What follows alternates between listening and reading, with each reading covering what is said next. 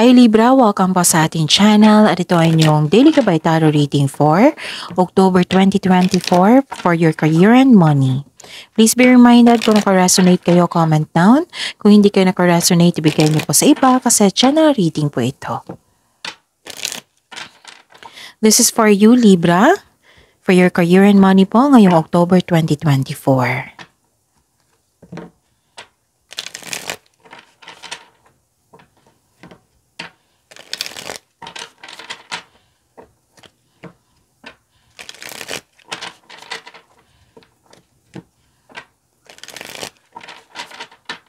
Para po ito sa inyo, Libra, sa inyong career and money, ngayong October 2024. Maraming salamat po sa inyong patuloy na suporta at maraming salamat din po sa mga hindi nag-skip ng ads. Gamitin ang reading na ito bilang gabay lamang sa mga hindi pa nag-subscribe. Subscribe na po kayo at click bell notification para malaman nyo na may bago tayong video. Para sa mga gustong magpa-reading po, may lumabas dyan sa screen nyo ngayon. Panoorin nyo po at sundin ang instruction. Calling the attention sa mga suki ko dito na Libra, open na po inyong Monthly Gabay Tarot Reading for October 2024.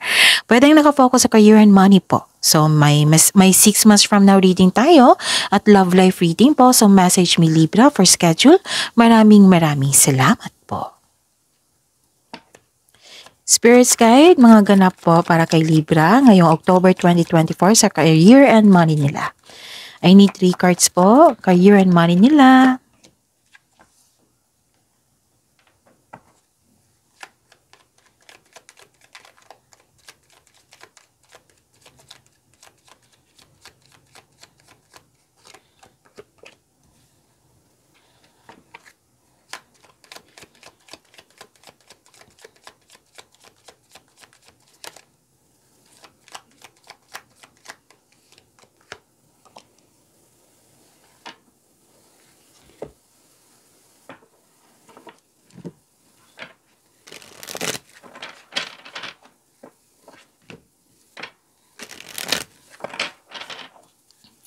Spirits Guide, message po sa career and money ni Libra ngayong October 2024.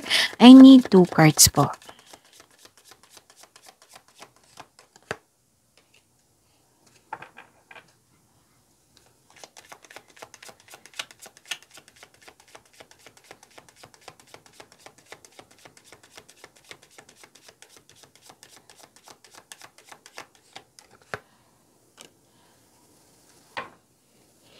Okay, Libra, ngayong October 2024 for your career and money. Ang ganda.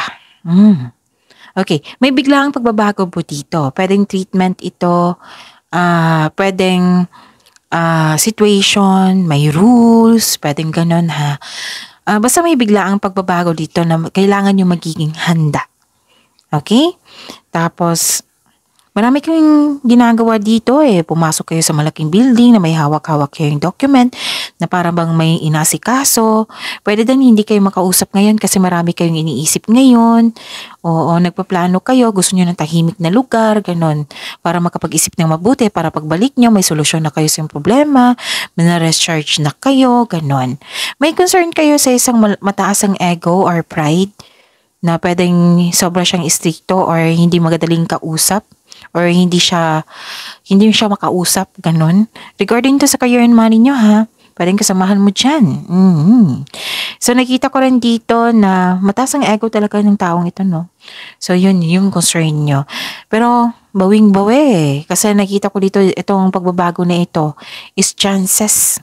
Okay? May nakita rin ako dito, katulad kay Gemini, sa inyo Libra, sa mga cross-watcher dito ng Gemini. And I think kay Aquarius them. Nakikita ko dito may magbibigay ng tulong sa iyo, Libra.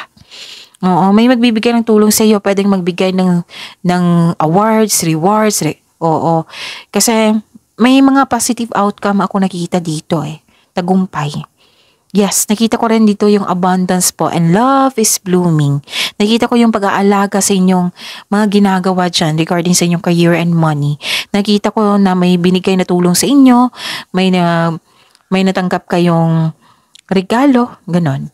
And nakita ko rin dito na pwedeng compliment din ito humahanga sila sa inyong galing at talino, sa inyong mga ginagawa. Napansin nila na marami kang magandang contribution dyan sa inyong mga ginagawa. And yun, full of recognition to eh. Nakilala ka, napansin yung mga ginagawa mo. Okay? So, claim mo itong blessings na ito. And nakita ko talaga dito na may grasya kayong matatanggap, marireceive. Okay? So, claim this abundance, this love is blooming, this grace, na yung grasya. Hindi disgrace. Itong grace na ito. Okay? Grasya po. Makakatanggap kayo ng grasya. Regalo, tulong. Yan, i-claim nyo yan.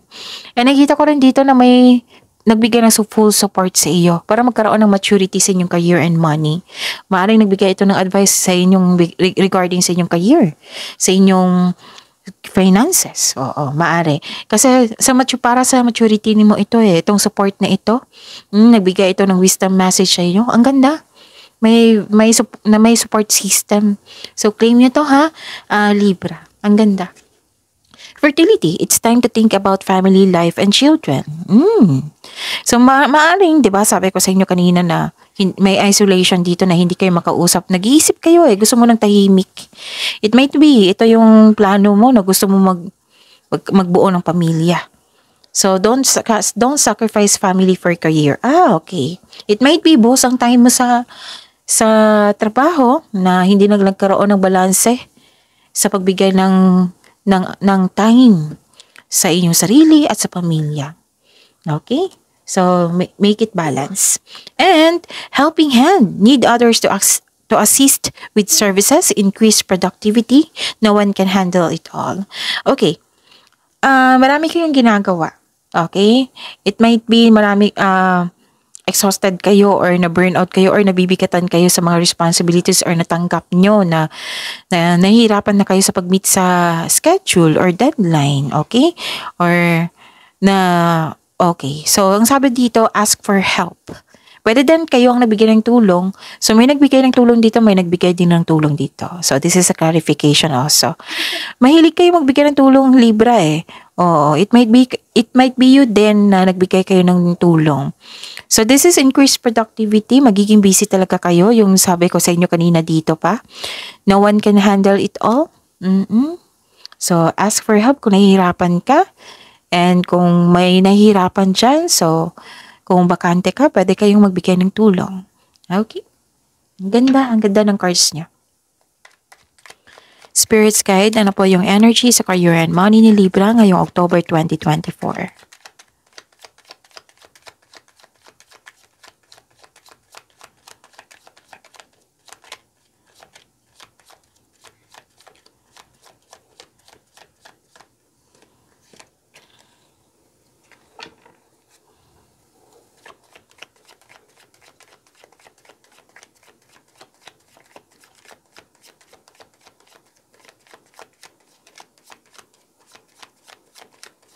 The clarification of this card po para sa energy ni Libra ngayong sa career and money nila ngayong October 2024.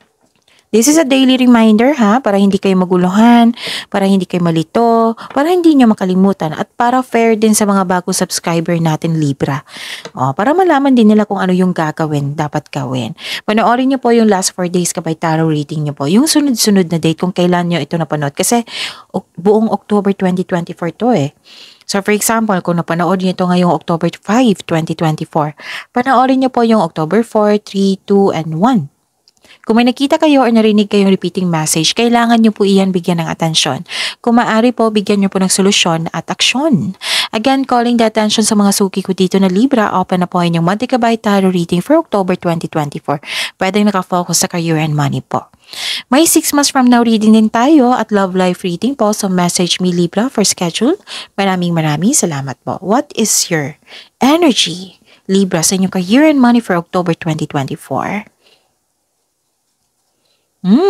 This is moving on from challenges. You are focused on mind healing instead of suffering. So magtiwala sa kung ano ang darating kahit may naramdaman ka hindi ka komportable. So makukuha mo ang kailangan mo basta may willingness lang po to move forward. This card asks you to believe in yourself. Basta think positive po na makakabangon ka ulit. And have faith na ang divine can lift you out of any period of loss. Nakikita ko kasi dito, umiiwas ka sa isang toxic na tao. Pwedeng toxic na environment, toxic workplace. Okay? Umiiwas ka Umiiwas ka sa na may potential na problema, ganun. Umiiwas ka talaga. Guarded ka. So, sabi ng card dito, focus and have faith. I-release mo yung nararamdaman mo na hesitation, takot. Palitan mo ng positibo po para ma-motivate ka ulit. Okay? So, believe in yourself ha. Think positive na maka-move forward po kayo. Okay? So, yun. This is good kasi you're helping yourself to move forward. This is embarking on a healing journey. So, you are helping yourself. Libra. Okay? And, nakikita ko dito na nagkaroon ng realization, nagkaroon ng awakening, pagtanggap sa mga nangyari. Nagkaroon ng self-assessment and I believe nag-time for reflection kayo. Nagkaroon ng self-assessment, atonement, realization. Kitang-kita ko dito. So, hindi ibig sabihin nagkamali kayo noon, magkakamali kayo ngayon. Oo. Why? Why nasabi niyan ng cards nyo? Kasi kukunin mo yung learnings mo sa nakaraan na may pagkakamali. Tapos itatama mo siya. Yung maging beware na kayo, ma-aware na kayo na magagamit mo yung learning journey mo sa nakaraan. May iwasan mo na Hindi ibig sabihin na magkamali kayo noon, magkakamali kayo ngayon. Kunin mo yung learning journey para magamit mo sa present and sa future. Para maiwasan ang dapat maiwasan. Like for example, nagkaroon ng lack of planning sa nakaraan, kaya nagkaroon ng unsuccessful na pangyayari. So ngayon, so siguraduhin ko magkaroon ng konkretong plano para tuloy-tuloy na ito. Ganon. May learnings pa. So don't allow your past mistakes or decisions regarding sa inyong finances and career to define you. Instead, mag-focus kayo sa pag-release sa nakaraan and move forward. So, puro moving forward to, no? Dalawang card na kasi sabi dito, moving forward into a new and more successful period. Kasi nakikita ko dito yung success May parating na success. Itong moving forward na ito is giving a chance to yourself. Binibigyan mo ng opportunity yung sarili mo para maitama yung mali. Para maiwasan na yung mga nangyari sa nakaraan. Yung pagpaplano talaga, konkretong plano. At you're giving yourself a chance to move forward para itong opportunity na ito, itong pagbabago na ito, maayos mo na.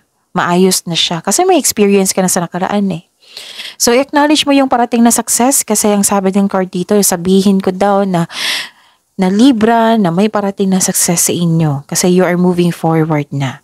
Acknowledge for your success is coming, parating na po. Yes, may nakita kong financial growth dito na magaganap. May magsusorry din sa iyo. May pagtanggap, may pag-release ng mga nangyari, may forgiveness. Okay? So acknowledge the success na parating sa inyo. Financial growth and claim nyo yan. Libra. Spirit's Guide, possible blessings po na ma-receive sa career and money ni Libra ngayong October 2024.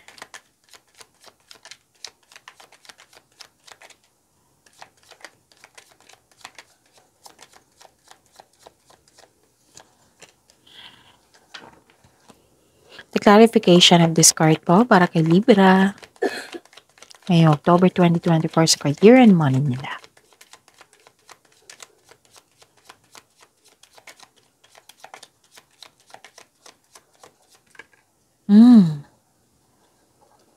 Kunin ko yan ha.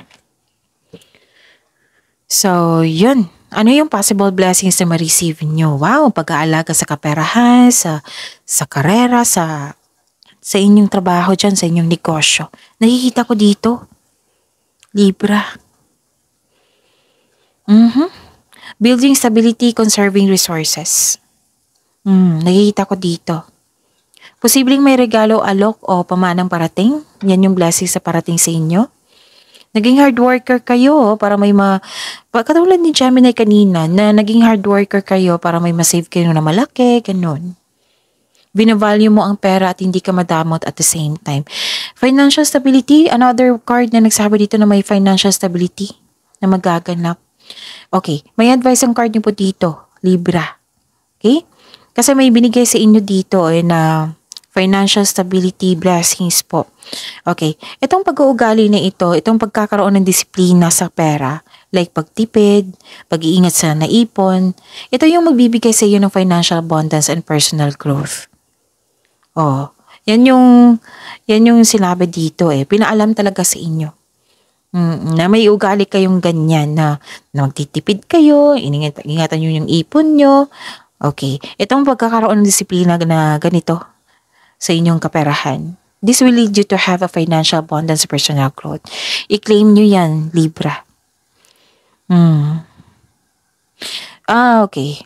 Bigyan nyo po doon ng panahon ng inyong sarili at inyong to pamper yourself. Di kasi deserve mo ito. And hindi lang sa inyong sarili, pati din sa inyong family. Kasi lumabas din siya dito Dalawang card na po nagsabi dito. Okay? May tagumpay kasi and you deserve the vacation. You deserve to give time to yourself. Ilan sa inyo nagtrabaho sa abroad? Okay? Conservative ka sa money at investment mo. Gusto mo magkaroon ng financial security kaya mas focus ka ngayon sa trabaho. Okay, ang ganda-ganda ng cards nyo ngayon, Libra. And you're saving money for your future or may specific goal dito. Like, mag-iipon ako para pambili ng lupa. Para for renovation sa bahay, ganun. May specific goal dito. Kaya sobrang ingat mo sa kaperahan. Ito yung sabi ko sa inyo kanina pa. Which is repeating message ito So, ano yung sabi ko sa inyo kanina dito? Na kung may repeating message, bigyan na talaga ng atensyon yan. Pagyamanin nyo. Itong pag-ugali na ito, pagkakaroon ng disiplina sa pag-iingat sa inyong kaperahan. Yayaman kayo dyan, Libra. And at the same time, lumabas nga. Matulungin kayo. Giving to others brings more prosperity into your own life. Prosperity po. Nakikita ko talaga dito. So, pagyamanin nyo yan Ganda-ganda ng mga ugali nyo kasi marunong kayo mag-handle ng money. Okay. Okay. Another card na nagsabi dito. This is a repeating message. Releasing, letting go of grudges. Actually, may gustong bumalik sa inyo galing sa nakaraan. Yung di ba may maghihingi ng sorry sa inyo dito? So, it might be isang tao lang ito. Nakikita ko dito. Okay? Regarding sa career and money nyo baka lang loko ito sa money sa inyo dati or kasamahan mo sa trabaho, ganun. O sa negosyo. Okay. May nakita ko dito na may tao dito na nag-observe sa inyo. It might be pansin niya na may pera ka or may marami kang opportunities na receive. May gusto siyang kunin sa'yo. So, mag-ingat kayo sa kanya. May maghihingi ng sorry talaga. May forgiveness na mangyayari. Pwede din na kung may trauma kayo, na may trauma kayo sa isang taong ito na bumalik sa inyo. Pwede na mo naman na patawarin siya through your mind and heart para magkaroon ka ng peace of mind. Para sa inyong sarili, pwede mo siyang patawarin through your mind and heart. Pwede mo patawarin yung sitwasyon, patawarin mo yung sarili mo. Forgiveness. Para pag-let go to Maaaring naging toxic tong tao sa inyo dati. Okay? Spirits guide.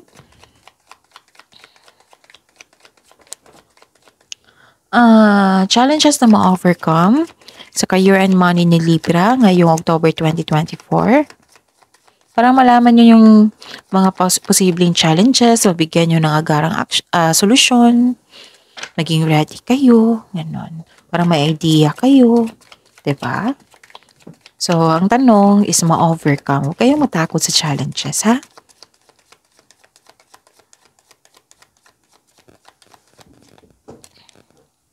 Maraming salamat po sa patuloy na tiwala, suporta sa ating channel. At maraming salamat din po sa mga hindi nag-skip ng ads. May lumabas dyan sa screen nyo ngayon, panoorin nyo po. Kung gusto nyo po iyan, then follow instruction. Wow! Na-challenge kayo dito sa paghintay ng malaking pera. Okay, sa resulta sa inyong trabaho. Nakikita ko dito, na-challenge ka, tinetest talaga yung patience nyo. Okay, may nakita kong growth and patience dito. Malapit mo nang maabot ang yung goal sa buhay. Tinetest nyo lang yung pasensya nyo dito kasi kailangan nyo maghintay. Parating na ang resulta sa inyong sipag at saka. So this is harvesting. Mag-harvest na kayo. Naghihintay at malapit ka nang mag-harvest. Okay? Huwag kayong ma-disappoint sa current situation nyo ngayon or current job na kailangan mo, feeling mo, dapat lume-level up ka na. So, sabi ng card dito, parte na ito ng proseso. Magtiwala lang po na patuloy mo lang ang pagsisikap mo at pagsisipag sa trabaho. Have faith po. Dahil check naman na ma-achieve mo yung gusto mong posisyon or kasaganaan sa iyong career and money. So, tinitest ang patience dito. So, ang sabi ng card dito, exercise your patience. Kasi malapit mo naman mahawakan yung resulta sa inyong effort eh. So, huwag kayong mag-give up. Stay positive and be grateful, okay? Ang ganda ng challenge. Ganda. Nakikita ko rin dito na dalawang card na po nagsabi dito na tinitest talagang patience nyo. So, alam nyo yung kung ano yung dapat i-adjust, diba? Patience. Have patience. Exercise your patience. Kasi tinitest talaga. So, prove to yourself na kaya mo na mag-ingat talaga sa pagiging mainipin. Okay? Okay.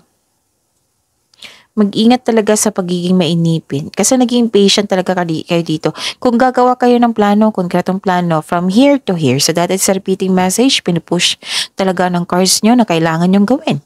Kailangan nyong gawan ng konkretong plano para magtagumpay ito.